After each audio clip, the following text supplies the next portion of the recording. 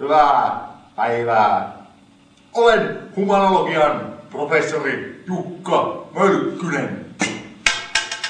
Luennoin tänään teille väitöskirjastani klassiset kepposet ja substanssiintensiteetti. Tutkin klassisia kepposia laboratorion olosuhteissa yhdellä yksilöllä. Ensimmäisenä meillä on klassikkojen klassikko, eli koputuskepponen. Katsokaa.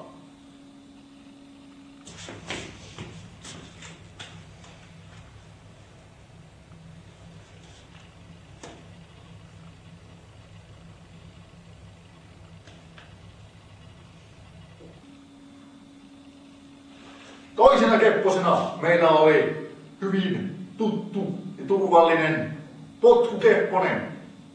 Potkukepposen olennaisin osa on selkään kiinnitetty lappu.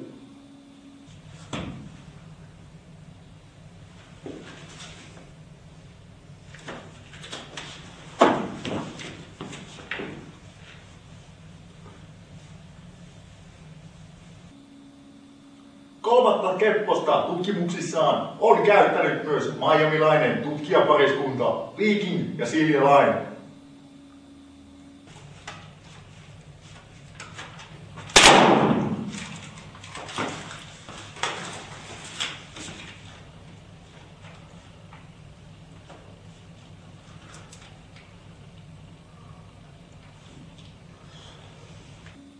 Neljäntenä meillä oli monimutkainen, mutta antoisa setelisiima kepponen, joka on välinekeppostelun ylintä laatelia.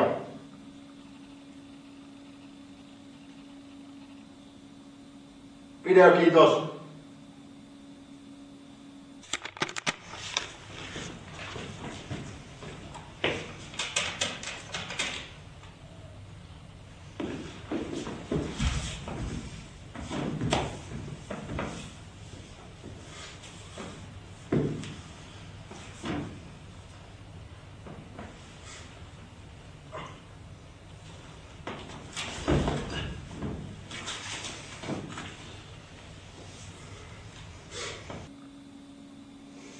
Ja sitten tuloksiin. Arvioituamme kepposet silmämääräisesti ajoimme tulokset kaleidoskoopin läpi. Kaleidoskoopin outputeista saimme tuloksia, jotka sijoitimme koordinaatistoon, jotka kuvaavat intensiteettiä ja olion substanssia.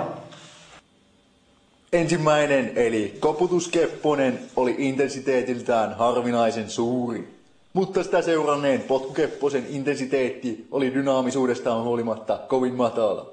Näennäisen dramaattinen paperipussikepponen oli puolestaan akateemisessa tarkastelussa varsin aneeminen. Mielenkiintoista on tuloksissa havaittava geometrinen säännöllisyys. Setelisiima kepponen sijoittuukin täsmällisesti kuvion keskelle ja se korreloi täydellisesti muiden kepposten kanssa. Pisteiden näin muodostamaa kehää nimitämme ylikepposkehäksi. Tutkimme lisää ylikepposkehää ja havaitsimme, että apurahamme riittävät tuliterään mersuun. Repikää siitä, luuserit.